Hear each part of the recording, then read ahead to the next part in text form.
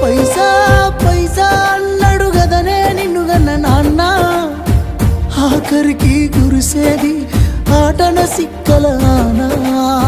పరుగు పరుగు అంటూ తీస్తిరి గదనే పరుగు, పానం పోయినంక మోగేదే డప్పుల దరువు.